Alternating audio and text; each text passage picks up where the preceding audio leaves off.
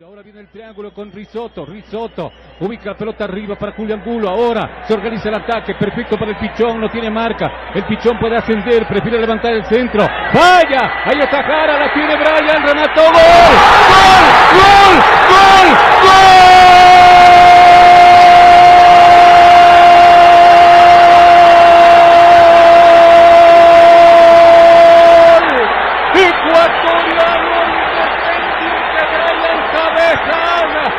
Cuestión de paciencia, gran ataque del equipo negro y azul, el Pichón. Nos encontramos en Radio La Deportiva, el lugar de trabajo del periodista robambeño José Granizo, conocido como Pepe Granizo, quien llegó a Quito a los 18 años de edad. Empezó su experiencia deportiva en Radio La Alerta de Riobamba, además de trabajar en Targui y Radio Quito y en Radio Colón. Actualmente trabaja en La Deportiva y en la APDP. Escuchemos la importancia que él nos menciona en la narración deportiva. Muy buenos días, estamos aquí entrevistándole y yo quisiera que primero me responda cuál es el estilo de narración de Pepe Granizo. Bueno, muchas gracias por esta entrevista. Sí, en realidad para definir o autodefinirme mi estilo de transmisión es muy activo, si se quiere dinámico, alegre, con dichos, con notas, con apodos. Es un relato, si se quiere, original de la forma como yo aprendí de mis maestros y también de algo que aporto como cuestión personal, de lo que yo siento, palpito, cómo debe ser un relato para transmitir una imagen que el oyente no ve. Esa es la idea de un relator. ¿Qué periodistas influenciaron en este estilo que usted maneja? Bueno, más que fue Carlos Rodríguez Coll. Carlos Rodríguez Coll, un verdadero maestro de periodismo, trabajé con él, tuve el gusto de trabajar en radio y televisión. Escuchaba a emisoras colombianas cuando yo estudiaba en la ciudad de Riobamba, de donde soy oriundo. Escuchaba mucho las emisoras colombianas, entonces también me marcó Armando Moncada Campuzano. De los ecuatorianos, Carlos Rodríguez Coll, Petronio Salazar, en Guayaquil, Ecuador Martínez, grandes maestros del relato, y yo lo que procuré es también tener algo original de mi parte. ¿Usted cree que en la narración deportiva es un arte o es especialmente de los periodistas deportivos?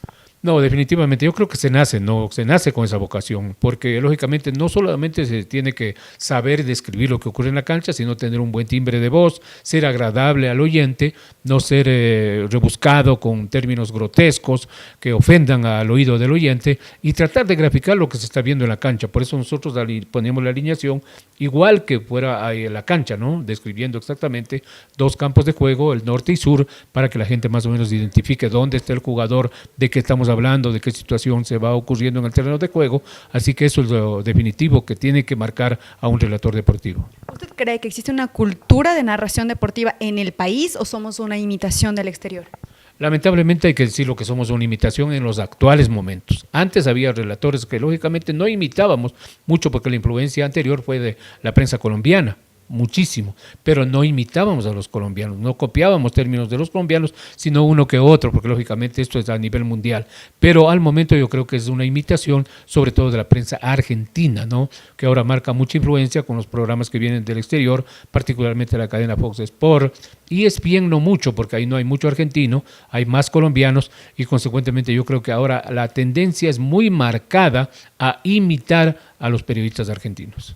¿Usted cree que dentro de esta imitación de la narración deportiva, ¿en qué se ha diferenciado o en qué ha cambiado la narración deportiva anterior? Es decir, desde que usted inicia en el periodismo deportivo hasta la actual.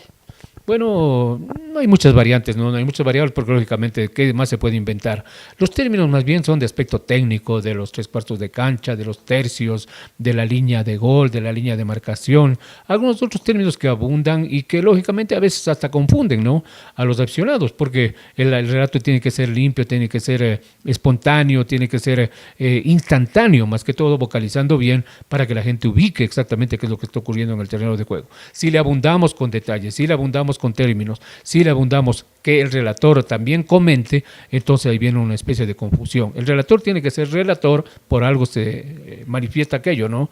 Está relatando, está narrando lo que ocurre en el terreno de juego. El comentarista comenta, la voz comercial hace lo propio, ahora se suman las estadísticas también, hay comentaristas de los árbitros, se ha enriquecido en ese aspecto, pero el relator tiene que dedicarse a relatar y lógicamente comentar alguna vez, compartir con el comentarista el comentario. ¿Cómo se diferencia? Es decir, ¿cuáles son las características características que presenta cuando una narración deportiva es improvisada y no es preparada antes del partido que se va a disputar?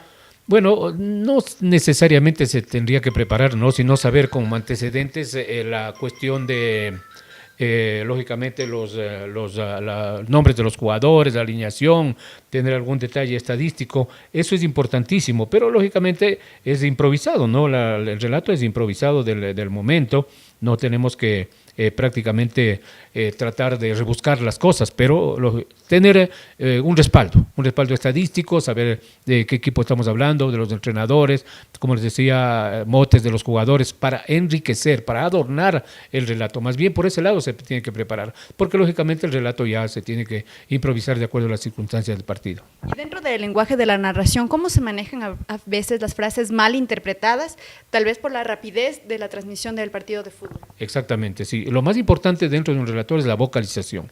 La vocalización es importantísima, porque si uno atropella, la gente no le va a entender.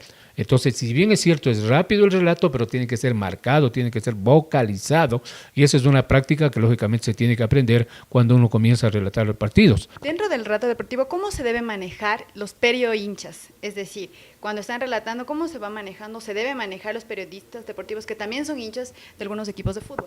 No se puede decir que los periodistas no somos hinchas de los equipos, eso se ha marcado toda la vida, pero lógicamente hay que guardar equilibrio, ¿no? Entonces, la sensación cuando la gente escucha a un relator que se desespera, que se desboca, que prácticamente se desbarata, si utilizamos algún término para señalar un gol de su equipo favorito, entonces eso confunde a la gente, entonces hablan de que el relator no es imparcial. Entonces hay que guardar la ecuanimidad, hay que tratar de cantar los goles de la misma manera para todos los equipos. Claro que uno se emociona cuando se trata, por ejemplo, de la selección de un país, ahí se justifica la cuestión, pero desgraciadamente ahora se marca demasiado, ¿no? Y se desnudan ante los hinchas de que son, les gusta tal o cual equipo, y como tú bien lo señalas, del famoso perio hincha que ahora también, pues ya se delataron, pero entonces ahí el oyente o el televidente no marca que haya realmente un equilibrio o que de algún momento pues pueda hacer un relato o un comentario imparcial. Usted también ha relatado otros deportes a más del fútbol. ¿Qué diferencia existe en el relato de estos deportes con el fútbol? Sí, he relatado muchos deportes. El fútbol es lo máximo, ¿no? El rey de los deportes, pero el básquetbol es apasionante. El básquetbol es más rápido que el fútbol porque se juega en una cancha más pequeña, se juegan solamente con 10 jugadores, así que el básquetbol es también un deporte muy lindo. Ya en otras manifestaciones más es el conocimiento del periodista, relatar ciclismo, relatar automovilismo, relatar boxeo.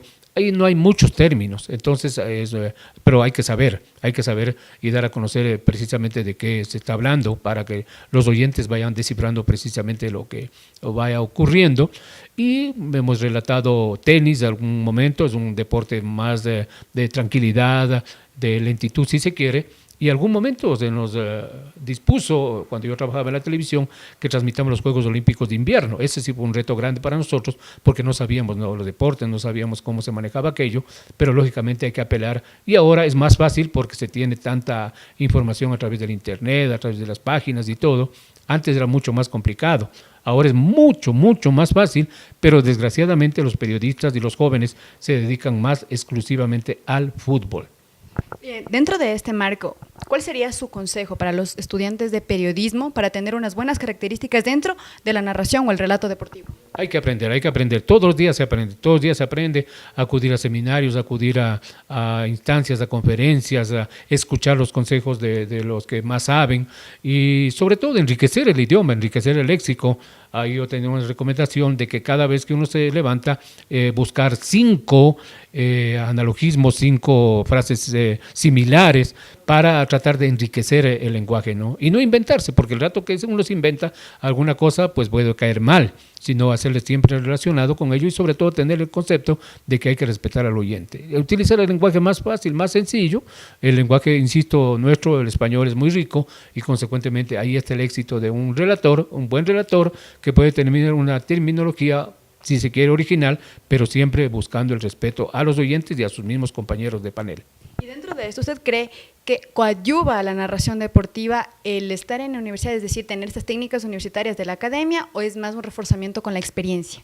Sí, es importante, indiscutiblemente la academia es importantísimo, ¿no? Ahora que los periodistas salgan pues con su título, pero lógicamente en este aspecto de la radio, de la televisión, la experiencia es importantísima, ¿no? El hecho de estar participando en una radio, en un canal, en un diario, les sirve muchísimo. La mejor escuela en la práctica viene a ser la radio, la prensa, la televisión, ya en el escritorio, en las canchas de los sedes de televisión, pero indiscutiblemente que el respaldo de un título, el respaldo teórico es importantísimo, así van de la mano la teoría con la práctica.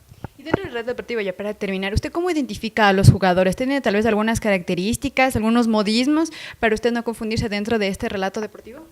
Sí, ahora es un poquito más difícil, ¿no? Porque los jugadores son polifuncionales, entonces se da la alineación que son arquero, defensa, volantes, pero ahora hay ya diferentes posiciones, la línea de 4, la línea de 3, volantes ofensivos, volantes de marca, y sobre todo en nuestro medio el hecho de que la mayoría son afroecuatorianos, entonces es más difícil ubicarles, identificarles, pero también se tiene sus mañas, sus artes, por ejemplo el color de los zapatos, ahora que antes era así todo negros, ahora son verdes, son rojos, son amarillos, entonces se va uno ubicando, se pintan el pelo los jugadores, la forma de caminar, o son pequeños, o son grandes, o son altos, el corte de cabello, son muchas cosas que uno se tiene que disponer porque si bien es cierto se pone la alineación en un papel, pero las posiciones van cambiando. Entonces aparece por la derecha, aparece por la izquierda, aparece de ofensivo, aparece de delantero, los defensas marcan goles. Entonces sí hay que estar muy, pero muy concentrado. Y sobre todo ahora que se relata mucho viendo la televisión, es mucho más difícil. Estando en un estadio, se le facilita la tarea, pero cuando se relata en un estudio viendo la televisión, ahí se complica. Pero ventajosamente nosotros hemos ido aprendiendo todas estas situaciones que se dan y hay que recurrir a tantas y tantas cosas que lógicamente nos sirven de buena forma. Muchas gracias, Pepe, y terminamos la entrevista.